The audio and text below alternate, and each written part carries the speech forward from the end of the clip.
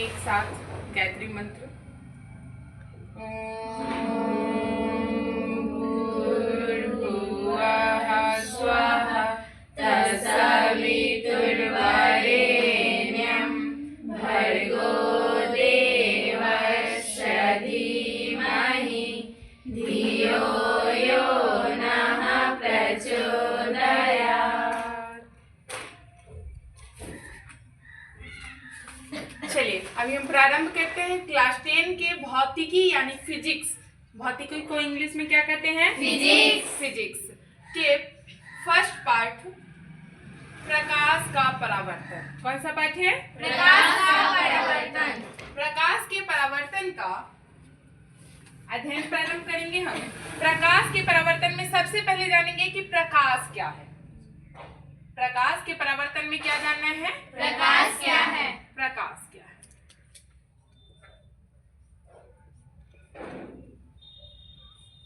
अब हम बिल्कुल ध्यान से समझेंगे। किसी भी वस्तु को देखने के लिए दो चीजों की आवश्यकता होती है। कितनी चीजों की? दो चीज। दो चीज।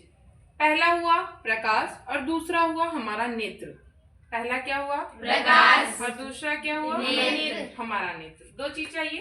एक क्या चाहिए? प्रकाश। और दूसरा क्या चाहिए? नेत्र। नेत्र। अगर यहाँ पर प्रकाश है, सभी जगह सर्वत्र प्रकाश है, लेकिन अगर हमारे पास नेत्र ही ना हो, अगर हम नेत्रहीन हो तो हम किसी भी वस्तु को नहीं देख पाएंगे। ठीक है? और अगर मेरे पास केवल नेत्र हो और प्रकाश ना हो तो हम किसी वस्तु को देख पाएंगे क्या? नहीं। अर्थात देखने के लिए क्या क्या चाहिए? प्रकाश और नेत्र। प्रकाश और नेत्र। ठीक है? तो यहाँ पर अभी हम डिफाइन करेंगे प्रकाश को।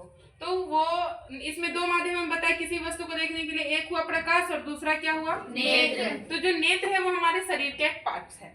शरीर का एक भाग हो गया नेत्र, मतलब वो हमारे शरीर का एक आंतरिक भाग हम उसको कह सकते हैं। लेकिन जो प्रकाश है जो हमको देखने में सहायता कर रहा है वो एक बाहरी कारक है। वो क्या है? बाहरी कारक। बाहरी कारक है ना।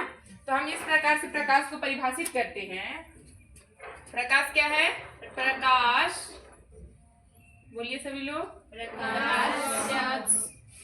प्रकाश वह बाह्य भौतिक कारक है। बाह्य भौतिक कारक है जिसकी सहायता से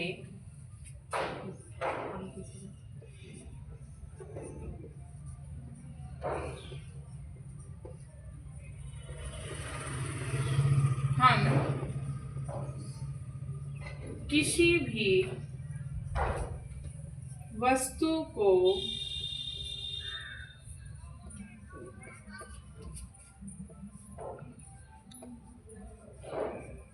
देख पाते हैं। कोई दिक्कत? अगर यहाँ प्रकाश उपलब्ध ना हो तो अभी जो हम ये सामने जो कुछ शब्द लिखे हुए हैं ये भी देख पाएंगे क्या? नहीं देख पाएंगे। अर्थात देखने के लिए हमको क्या क्या चाहिए? प्रकाश भी और नेत्र। नेत्र भी। तो नेत्र तो हमारे शरीर का एक भाग हो गया, लेकिन प्रकाश क्या है? तो प्रकाश एक बाहरी कारक है जो हमको किसी वस्तु को देखने में सहायता प्रदान करता है। अच्छा अब देखिए, अगर मान लीजिए कि प्रकाश हमको, जैसे प्रकाश जो है वो हमेशा सीधी रेखा में गमन करती है। प्रकाश किस रेखा में गमन करती है? सीधी रेखा में। आइए इसको एक एग्जाम्पल से समझते हैं। पहले लिखते हैं प्रकाश सदैव सीधी रेखा में गमन करती है। सीधी रेखा में गमन करती है।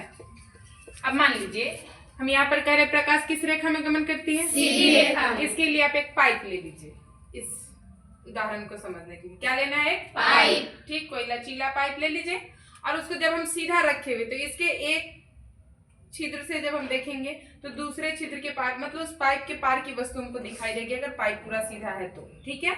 लेकिन उसी पाइप को हल्का सा हम मूव कर देंगे बीच में से, ठीक, यहाँ है और एक सिरा ऊपर, तो क्या हमको वहां दिखाई देगा? नहीं। नहीं, क्योंकि वहां प्रकाश उस पार तक जा ही नहीं सकता है ना। अच्छा, जब हम किसी वस्तु को देखते हैं तो उसके लिए प्रकाश चाहिए। अब प्रकाश वहां पहुंच ही नहीं रही है तो उस वस्तु से परावर्तित होकर वो ना तो हमारी आंख की रेटिना पे पड़ेगी और ना ही हमको वो दिखाई देगी, है ना। तो इसीलिए क्या है कि प्रकाश किस रेखा में चलती है? सीधी रेखा में। अगर प्रकाश सीधी रेखा में गमन ही नहीं कर पाएगी उस वस्तु से, प्रकाश टकरा करके जब डायरेक्ट मेरी आंखों पे नहीं पड़ेगी तो वस्तु हमको दिखाई देगी? नहीं देगी। चलिए ठीक है। अब जानते हैं प्रकाश जो है उसके विभिन्न स्रोत होते हैं। क्या जानना है? प्रकाश के विभिन्न स्रोत, ठीक है। ये दो प्रकार, कितने प्रकार के? दो प्रकार के प्रकाश स्रोत। कितने प्रकार के? दो प्रकार के। एक जो हमको प्रकृति ने प्रदान किया और दूसरा जो हमने खुद अपनी आवश्यकताओं को पूरा करने के लिए बनाया, है ना। तो जो प्रकृति ने प्रदान किया उसको हम कहेंगे प्राकृतिक प्रकाश स्रोत। क्या कहेंगे? प्राकृतिक प्रकाश स्रोत। अच्छा, और जो इसका फिर उदाहरण क्या होगा? प्रकृति ने हमको क्या दिया? रोशनी के रूप में एक सूर्य दिया, है ना, सूर्य हो जाएगा। उसके बाद और क्या है? तो चांद में तो स्वयं का प्रकाश होता ही नहीं है, तो सूर्य के बाद क्या आ जाएंगे? तारे। उसके बाद क्या आ जाएंगे? एक ऐसा जीव है ना जिसका नाम क्या है? भगजोगनी। क्या है? भगजोगनी, जिसमें स्वयं का प्रकाश होता है। जब वो उड़ती है या कहीं बैठती भी है तो उसमें हल्की सी एक प्रकाश की किरण दिखाई पड़ती है जो प्रकृति की देन है, ठीक है। उसको किसी मानव ने नहीं बनाया। जैसे सूर्य को क्या किसी मानव ने बनाया? नहीं। तारे को किसी मानव ने बनाया? नहीं बनाया। इसको किसने बनाया? प्रकृति ने। किसने बनाया? प्रकृति ने, है ना। चलिए, अब प्रकृति ने इसको बनाया इसलिए ये सभी क्या कहलाएंगे? प्राकृतिक प्रकाश स्रोत। क्या कहलाएंगे? प्राकृतिक प्रकाश स्रोत। क्या कहलाएंगे? प्राकृतिक प्रकाश स्रोत। अच्छा, अब दूसरा क्या है? जिसको मानव ने बनाया, है ना। अब सूर्य तो है तो मतलब दिन के समय बस वो रहेगा, रात में तो सूर्य नहीं रहेगा, तो रात में तो सर्वत्र अंधकार ही रहेगा। तो मनुष्य ने अपनी आवश्यकताओं की पूर्ति के लिए, है ना, किसको बनाया? लाइट्स, विभिन्न प्रकार की बत्तियों का निर्माण किया, आविष्कार किया। तो वो सभी किस में आ जाएंगे? तो मानव निर्मित में। किस में आ जाएंगे? मानव निर्मित प्रकाश स्रोत। किस में आ जाएंगे? मानव निर्मित प्रकाश स्रोत। जैसे एग्जाम्पल में क्या हो जाएगा?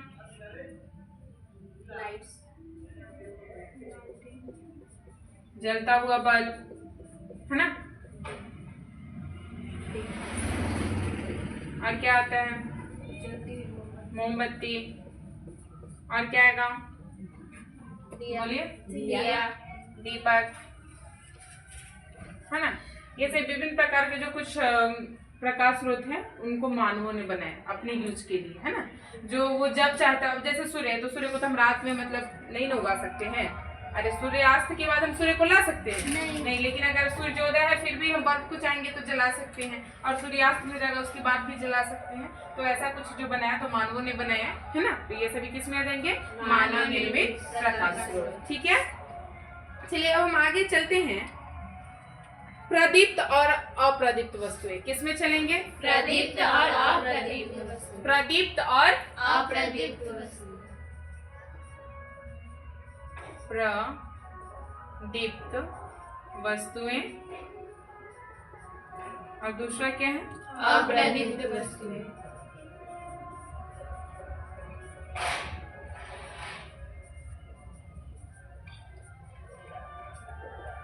ध्यान से समझिए। प्रदीप्त मतलब जिसमें प्रकाश स्वयं का हो उसको हम क्या कहेंगे?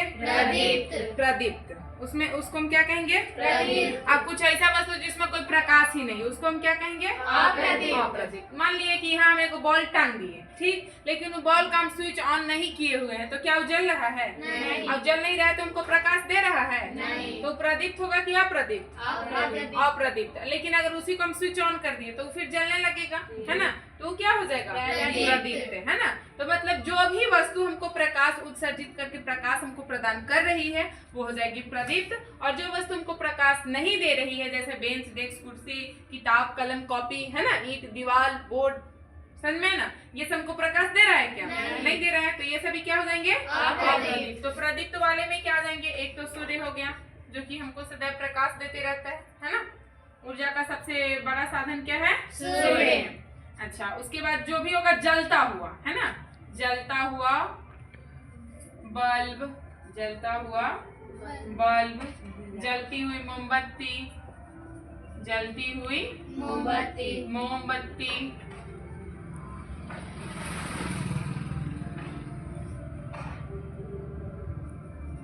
आदि।